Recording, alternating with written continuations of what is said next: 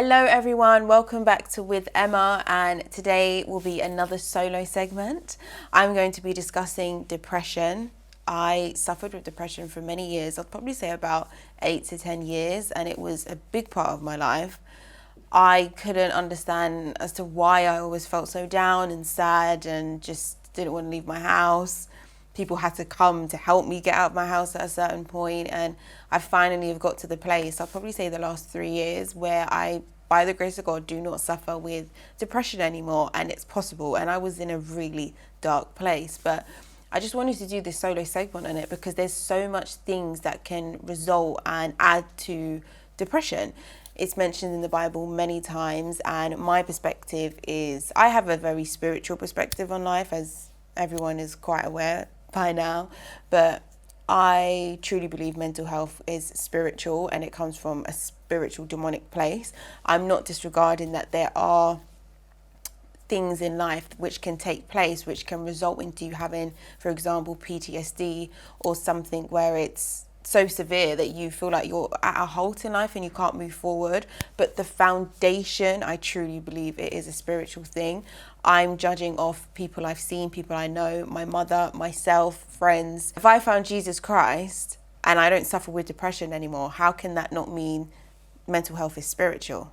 Does that make sense? So I'm going to go through bullet points, all of the stuff that I do on a solo segment, also some Bible scriptures, and it is a very sensitive subject. So yeah, we're gonna go in, and I just pray that it really helps anyone, because I know a lot of people do suffer with depression, but it's going to be a good episode. So I'm going to follow with a Bible scripture. It's Psalms 34 verse 17. The righteous cry out and the Lord hears them. He delivers them from all their troubles. I can truly relate. I swear, I promise you, when I gave my life to Christ and I surrendered to him, my depression went. I don't mean I woke up and I wasn't depressed anymore, but I knew how to manage my day-to-day life and just not feed into that negative mindset which Satan can feed you with. So yeah, I'm going to start with quite a logical statement, and as I've said before, my mind is very logical, and you need to kind of train your mind to be logical to get out of depression. But one thing I want to stand by is just because you are sad doesn't mean you are depressed. You are supposed to be sad. You feel emotions day in, day out. You can be happy, you can be angry, you can be confused. It's just about how you deal with them. And what I've noticed personally now in this generation is just because you have a down day or you're sad, you just get fed pharmaceuticals. That's not okay. It isn't okay. I'll be really honest with you. Probably the last month, I've been quite sad. A few years ago, I would think, I was depressed and, all of these things. And because I'm in such a dark, negative space back then, Satan will come in and feed more stuff, suicidal thoughts, bad relationships, all of these things would come into my life, and it would result into me feeling depressed. Whereas no, I'm just a bit down. Things are a bit hard, but it's going to get better. I hope that makes sense, but it will make more sense as I go along. Especially as women, like, our emotions are always up and down, and like the week commencing your time, your emotions are all over the place. It doesn't mean you need to now go and take antidepressants. You just need to know how to get yourself out of that rut, whether that be with fitness, with prayer, with socializing, with just feeding yourself with positivity. You can pull yourself out of it. I started to suffer with depression probably from the age of 15. I was very, very young. For those who don't know my testimony and backstory, there was a curse put onto my family, and it was manifested into witchcraft and mental health. So my mother really suffered with severe mental health, and it just has leaked down to me, which I understood. So from the age of 15, I was suicidal, and there was no tangible reasons as to why. Like, physically, I've had a great upbringing. I've never gone without. I had great friends. I had a great life, but I was suffering mentally, and I didn't understand it was spiritual then, but I did in due time. So from the age of 15, I remember that was the first time where I was like, yeah, I was told I should kill myself. But my personal perspective and opinion that mental health is spiritual is my personal own. Okay? I just want to provide you with the knowledge and information as to how I've come up with that understanding of it. But as I said before, I do not dismiss things in your life which can pull you into a dark place. So when I was 18 years old, I went through a very hard time, extremely hard time. Like, I will speak in it one day, but it was bad. It was really bad. And I remember from probably, it was like April, when I was 18, it was April to like September, October, every single day. And bearing in mind, I wasn't religious at this time, but I've always been spiritually intelligent. I've always known there's more than meets the eye. So I didn't know who I was praying to, but I was like, please kill me. Like, I did not want to live. It was that bad. And that was a physical thing that happened in my life, which made me sad. But because I was in a sad place and everyone around me was being negative and I was feeding into it, it started to become spiritual. I started to spiritually tap into the wrong things. That's when I got into New Age witchcraft. And you can only imagine, like, when I tapped into New Age witchcraft, physically I was getting anything I want, but mentally I was at my worst. That's how I'm meaning that mental health is spiritual. But that was a physical thing in my life which took place as to why I was sad, but it started to become spiritual because of the stuff I started to tap into it. And now this was just under 10 years ago when that happened, and now I can look at it with logic and understand that no, part of it was spiritual anyway, if that makes any sense. It's such a deep topic, but by the end of this episode, I just really pray that you understand it from the spiritual perspective. But yeah, from when I was 18, suffered with severe depression, suicide, didn't want to live. My anxiety was so bad I couldn't leave the house. At the time I had a partner, he had to always bring me out of the house. Friends had to bring me out of the house. So I was in a bad place. I was given antidepressants, the prescription twice. The first one, my best friend ripped up and said, there's no way you're taking that. And the second one, something in my spirit just told me not to take it. So by the grace of God, I've never relied on pharmaceuticals, because I would always, my subconscious would always go back to my mother when I would see my mother on these pharmaceuticals and how it would make her feel and be, and she was so numb, and they are literally tranquilizers, and I just didn't want to get to that place. So with my experience, it was a lot of physical things, but it mainly was a spiritual thing. So as I said before, there's witchcraft in my family and it manifested into mental health.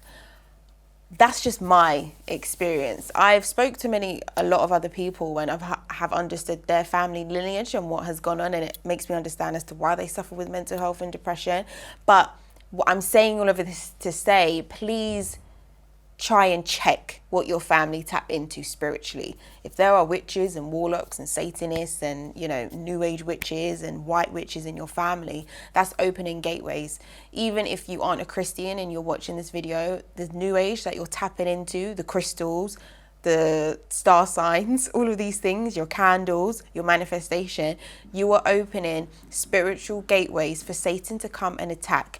When he attacks, this can manifest into mental health, it can manifest into suicide, it can manifest into extreme mental health issues, it can manifest into promiscuous behavior. There's so many things which it can manifest into you hurting others. Like, there's so much things. He can literally take over your spirit. And my reason to say this is, please cut off any spiritual gateways.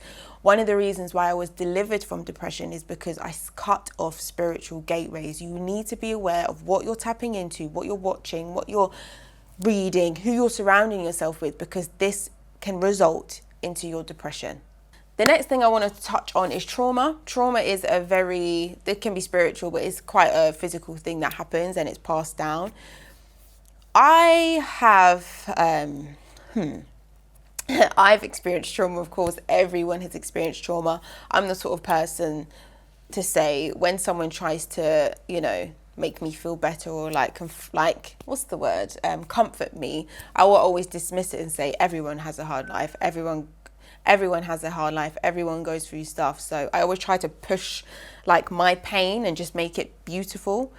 But when I'm talking on trauma now, is everyone experiences trauma. Sometimes some can be worse than others, but everyone experiences pain. My pain threshold may be different to someone else's pain threshold. So I'm not dismissing trauma, but we're going to look at it with logic here. Okay. So everything I'm saying is with logic.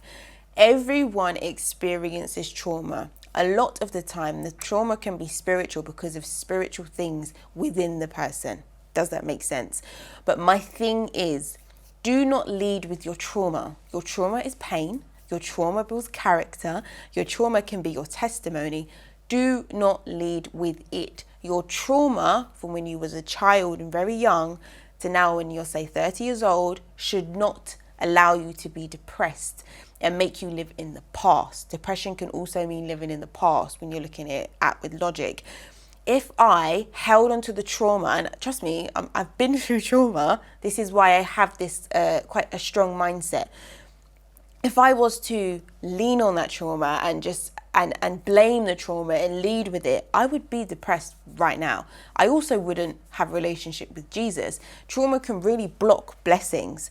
I'm not dismissing it. I understand, I sympathize, I feel it, but do not lead with it. You have to really come to a point where you have to forgive.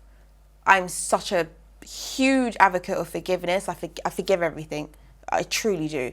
You have to learn to forgive and move forward and lean on the Lord. Lean on the Lord to get you through that trauma so you can be delivered from depression, because a lot of the times I'll just speak with people, with friends, or I get messages and it's always because of something that's happened, why they feel like that, and it's in the past. Does that make sense? So don't lead with trauma, because the trauma you lead with is making you depressed. Please take this with a pinch of salt. I'm not dismissing any pain any of you have gone through, but just don't lead with it. You're more than that. It's a testimony, build off of it. Do you smoke or drink excessively? Do you, result onto substances to make you feel better? As I've said before, drugs and alcohol are spiritual gateways. They are spiritual. I am not saying this from I've taken drugs, I've drunk, and anytime I have done so, I'm taken into a spiritual place. It's a spiritual thing. These are gateways for Satan to enter. If you are sad, and life's hard, like as I said before, I'm not sad, I'm so happy, like I'm in a good place, but I mean, things can get tough. When things get tough, you can't resort to alcohol and drugs. That's what he wants you to do. That's not solving the problem. That's not helping the problem. It's making you worse and opening you up spiritually. If you were in a bad place, you were sad, you're depressed, all of these things, the last things you should be doing is smoking weed and drinking alcohol. What is that doing for you? It's only numbing the pain and pushing it. It's just pushing it. It's pushing it further away, but it's going to come back. You can't run from your pain and your trauma. Drinking and smoking will not do anything for you when you are in a bad place. I promise you, it does nothing. And now this generation, it's so normalized to smoke weed.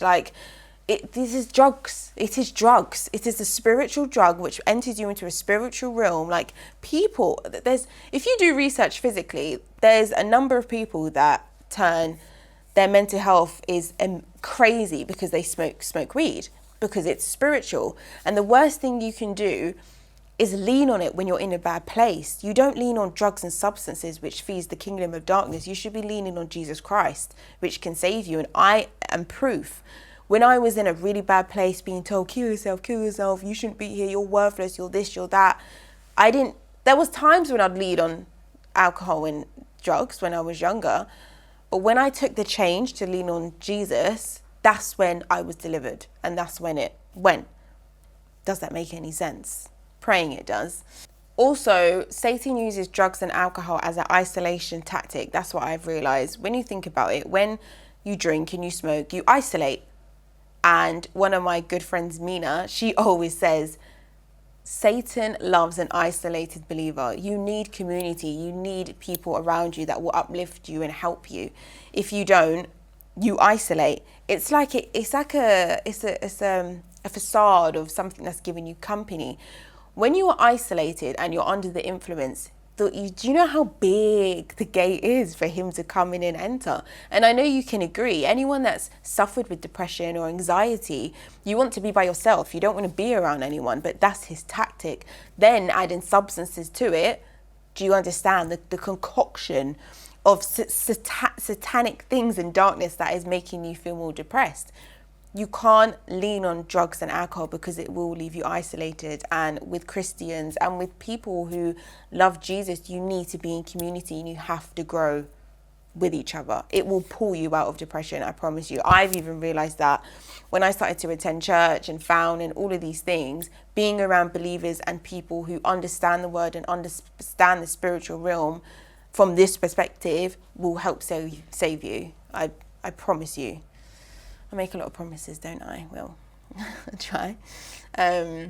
Another big indicator is promiscuous behaviour. Do you sleep around? That is just a really bad... I've spoken on it briefly before.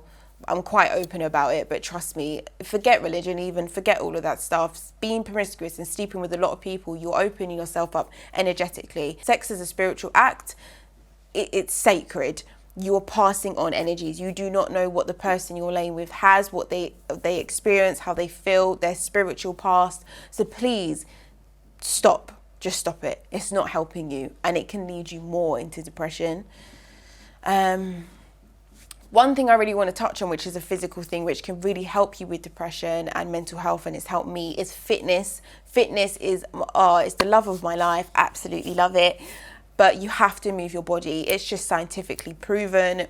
Moving your body more helps release endorphins and helps your mind, your physical mind. So if you are in a depressive state, other than leaning on the Lord, reading the word, attending just community and church, move your body. If you're not a gym freak, go for a walk. Just start doing activities, whether it's badminton, tennis, any of these things. Just trust me, it will help. As much as you need to tap in spiritually, you need to tap in physically. It's a whole combination of things. Another point I want to touch on, relationships. If you're in a relationship which is making you sad and depressed, you shouldn't be in that relationship.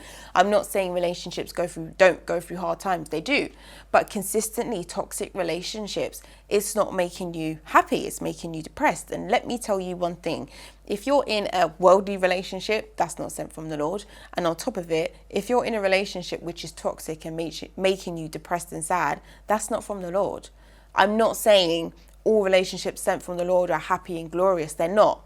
You have tough trials and tribulations, but you will have peace. The foundation to peace is finding peace within the Lord and finding peace within yourself. Until you have peace with yourself, you shouldn't be looking anywhere else or to anyone else for that peace. It will only make you worse. One thing I really want to touch on as well is it does get better. Sometimes we can feel like we're at like a wall. I always felt like I was at a wall and I just couldn't get past when I was in a depressive state, but it does get better. I swear on my life, you just have to keep walking, taking a step every single day, and you will get there with the Lord by your side, implementing these physical things in your life. You will start to see a light and you'll start to change your perspective and your emotions when you go through a bad place, like me now. Me going through a bad place doesn't mean I'm sad and depressed. It just means it's a bad time and I lean on the Lord. I'm going to close with a Bible scripture. It's Isaiah 41 verse 10. Fear not, for I am with you. Be not dismayed, for I am your God. I will strengthen you. I will help you. I will uphold you with my righteous right hand. The Lord is here for us. Do not dismiss him. Lean on him. He will save you. He saved me. I'm not making this up. It's not a fairy tale. He truly did. So just surrender to him, surrender and get rid of the world and lean on him spiritually and you will be freed. God bless you. Thank you so much for watching. I pray that this has planted a seed and has helped you if you're going through a tough time, or even if you're in a good place and you previously suffered with depression. I just pray that you can now, this has opened your eyes a bit and made you understand as to why you may feel like that. But thank you so much for watching. Please do follow us on our socials. It's with Emma the show. Sorry, I forgot. With Emma the show. And I'll see you again next week. Bye.